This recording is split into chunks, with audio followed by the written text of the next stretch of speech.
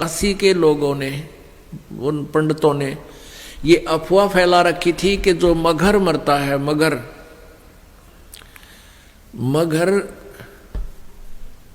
गोरखपुर से 25 किलोमीटर की दूरी पर एक कस्बा है, और उस कस्बे का उस समय एक बिजली खान नाम का पठान नवाब था। वो भी कबीर परमेश्वर जी का शिष्य हो गया था। एक बार वहाँ अकाल गिर गया था मगर स्टेट में, मगर रियासत में, और सभी जंतर मंतर कर लिए थे। सभी सिद्ध पुरुषों ने हाथ खड़े कर लिए थे कि तुम्हारे संस्कार में 4 वर्ष वर्षा नहीं है, 4 वर्ष का अकाल गिरेगा ही गिरेगा। तब कबीर परमेश्वर जी के पास बिजली खां पठान स्वयं गए थे, परमात्मा मगर में आए थे, और आते ही वर्षा ने जबरदस्त वर्षा करवा दी थी। सब भर दिए थे तालाब तालाब, सब एक कम एक कर दिया था। उसके बाद उस मगर रियासत के यानी मगर कस्बे के सभी व्यक्तियों ने परमेश्वर कबीर जी से उपदेश ले लिया था। हिंदू और मुसलमानों ने, उस मगर के अंदर आधे मुसलमान थे, आधे लगभग हिंदू थे, और सभी ने, क्योंकि मरता के नहीं करता, फिर ज्ञान समझ में आ गया। तो मगर रियासत का जो नवाब था वो बिजली खां पठान भी कबीर परमेश्वर जी का शिष्य था। उधर से काशी नरेश वीरदेव सिंह बघेल, वो भी कबीर परमेश्वर जी की भक्ति और ज्ञान और शक्ति से परिचित होकर के उपदेशी कबीर जी के शिष्य थे। तो कबीर परमेश्वर जी ने कहा कि भाई धरती का भरोसा नहीं रहना चाहिए। तुम कोई तो कहते हो मथुरा में मोक्ष होगा, नहीं। परमात्मा कहते हैं मुक्ति खेत मथुरा परी, और किन्या कृष्ण कलोल, और कंस के सी चाणोर सेवा फिरते डामाडोल। तुम्हारी बात बड़ी कर दें, तुम मथुरा को एक मुक्ति क्षेत्र मानते हो, मोक्ष क्षेत्र। अरे उसमें कृष्ण जी ने तो वहाँ नरी मौज मचाई, जैसे मठ गोपियों के साथ बकवाद करी, और उस मोक्ष तुम मानते हो मोक्ष स्थान ही है वो। तो उस मोक्ष स्थान पर कंस केसी और चाणूर जैसे का बक्कल उतरा, उन बकवाद प्राप्त हुई, उनका मोक्ष ना होया।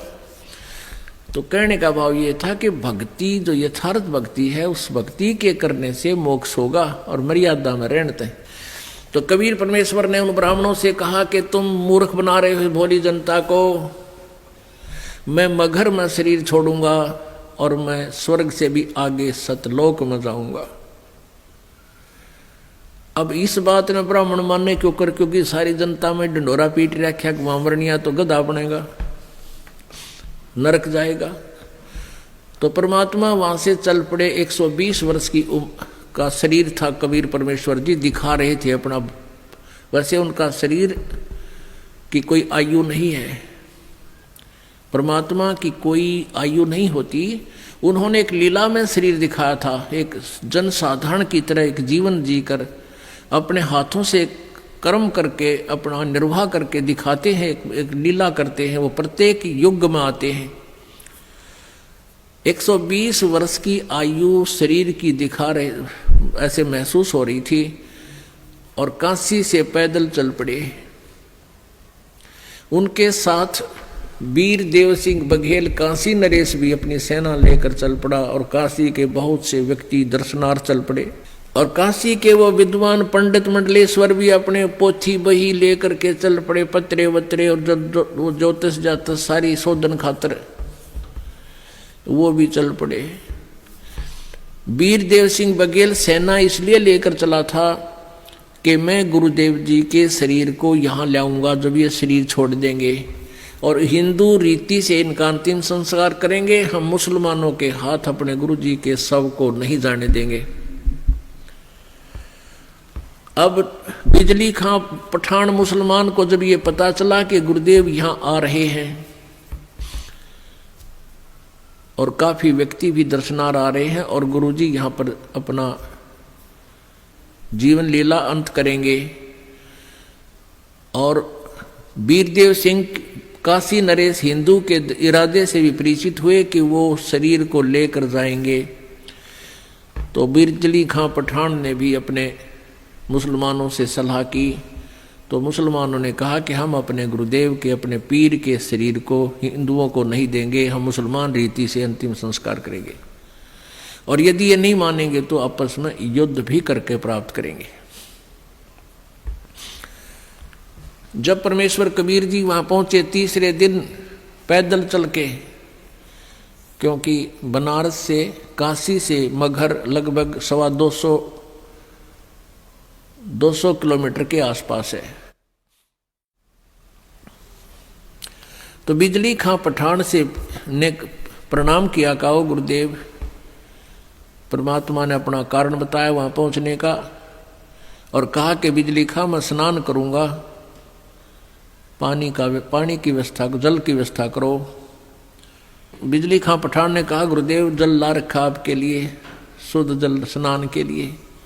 परमेश्वर ने कहा कि कबीर जी ने कहा कि मैं बहते पानी में, दरिया में स्नान करूंगा। अब बिजली खां पठान ने कहा कि यहाँ एक दरिया बहती थी, आमी नदी, लेकिन वो भगवान शंकर ने श्राप दे रखा है, उसका पानी खत्म हो गया, वह सूखी पड़ी है। परमेश्वर जी ने कहा कि चलो दिखाओ मुझे कहाँ है वो आमी नदी। जहाँ परमेश्वर खड़े थे वहाँ थोड़ी सी दूरी पर, 2-3 एकड़ की दूरी पर, 600 फुट की दूरी पर वो दरिया सूखी पड़ी थी। परमात्मा ने वहाँ खड़ा होकर साथ में हजारों की संख्या में दर्शक, और परमेश्वर ने ऐसे किया था हाथ से संकेत, जैसे ये ट्रैफिक का सिपाही करा करे, ऐसे कर दिया।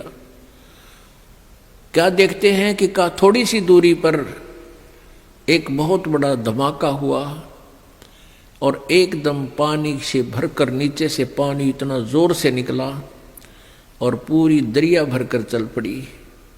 बोलो सतगुरुदेव।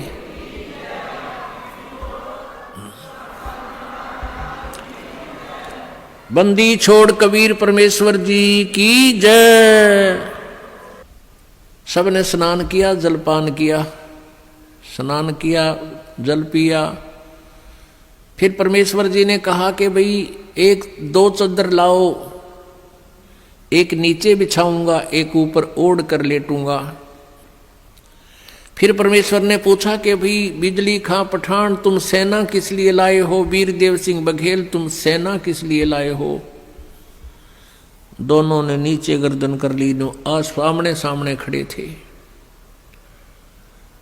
दूसरे हिंदू और मुसलमान कहने लगे, हिंदू कहने लगे कि हम आप जी के शरीर को इन मुसलमान काफरों के हाथ नहीं लगने देंगे, हम आपके शरीर का अंतिम संस्कार हिंदू रीति से करेंगे। मुसलमान कहने लगे हम इन हिंदू काफरों के हाथ आपका शरीर नहीं लगने देंगे, हम आपके शरीर का अंतिम संस्कार अपने हिसाब से करेंगे, और यदि ऐसा नहीं हुआ तो हम युद्ध करके शरीर प्राप्त करेंगे। अब परमेश्वर ने कहा रे बोले आदमियों, निकम्यों, 120 वर्ष हो गए मैंने तुम्हें शिक्षा देते ने, आज तक तुम मेरे शिक्षाओं का इतना ही पालन कर पाए हो। आज भी तुम हिंदू और मुसलमान 2 बने खड़े हो। खबरदार जे तुमने झगड़ा किया तो मेरे से बुरा नहीं होगा। और सुन लो, इसके अंदर मेरा शरीर नहीं मिलेगा तुम्हें। लेकिन यह इज्जत ना थी उनके। फिर भी अगर तुमने झगड़ा नहीं करना है, एक सदर तुम ले लेना, एक मुसलमान ले लेंगे, एक हिंदू ले लेंगे, और सदरों के बीच में जो भी वस्तु मिले आधी आधी बांट लेना। तुम लड़ियो ना भाई, ना तो विनाश हो जाएगा, गृह युद्ध शुरू हो जाएगा, आपसी जुल्म हो जाएगा, महाभारत से भयंकर युद्ध हो जाएगा। लेकिन उनके मन में न्यू थी कि एक बार गुरुजी शरीर छोड़ दे फिर तुम आप देख लेंगे। हाँ, फिर हम न मानना किससे कि नहीं, अपने हिसाब से कराएंगे हम। अब परमात्मा ने ऐसा ही किया, शरीर तो उनका साथ ही गया था, छोड़ा नहीं था। लेकिन क्या हुआ, जितने सबके समान था, सब जैसे चादर ओढ़ी थी ऊपर के और शरीर के ओढ़ा हुआ जैसे महसूस होता, इतने ही शरीर के आकार के फूल बन गए, सुगंधित फूल। और परमात्मा आकाश में जाकर आकाशवाणी की कि अभी देख लो ब्राह्मणों, देखो मैं जा रहा हूं सतलोक को। जब आकाश में देखा तो परमात्मा का नूरी शरीर तेजो में शरीर हो गया और ऊपर आकाश को जा रहे हैं और ये आकाशवाणी करते जा रहे हैं और कहते हैं उठा लो पर्दा, इसमें नहीं है मुर्दा। चद्दर उठा के देखा, उसमें सुगंधित फूल पाए।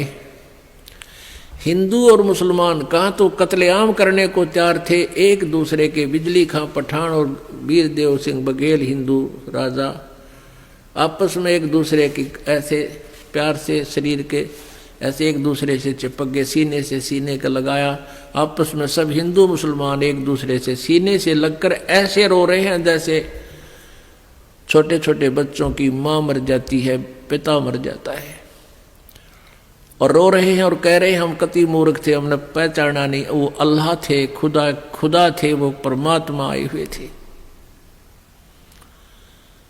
अपने आत्माओं, हमने परमेश्वर को पहचाना नहीं। इतनी लीलाएं प्रभु करके गए। आज भी मगर स्थान पर हिंदुओं ने अपनी अलग से यादगार बना रखी है, एक चद्दर और आधे वो सुगंधित फूल लेकर, और मुसलमानों ने अपनी अलग बना रखी है, एक चद्दर और आधे फूल लेकर। आज भी ये दास उसको, आज भी विद्वान है ये दास, बहुत बार उसको देख कर आया है और हमने वो फोटो खींच कर लाए थे उनके। दोनों अलग अलग बने हुए हैं। 3 बार ये दास भी संगत को साथ ले जाकर दिखा कर जाए, प्रमाण करने के लिए कि हम सुना करते हैं वो सच्चाई है। तो पुण्यात्माओं, उन्हीं में से कुछ फूल अकेले ला करके बनारस में, काशी में भी एक चौरा बना दिया बिजली खां पठान ने, और वहाँ दोनों यादगार अलग अलग हिंदू और मुसलमानों की आज भी है, और उनका कोई आपस में मनमुटाव नहीं है। वो अपने हिसाब से कर रहे हैं, वो अपने हिसाब से कर रहे हैं। कति बीच में दीवार भी नहीं है, एक ग्रिल ला रखी है बीच में पार्टीशन के लिए, जैसे ये ग्रिल लगी हुई न, और आपस में बीच में एक सामूहिक गेट भी है। दर्शक जाते हैं, दोनों को देख कर आते हैं।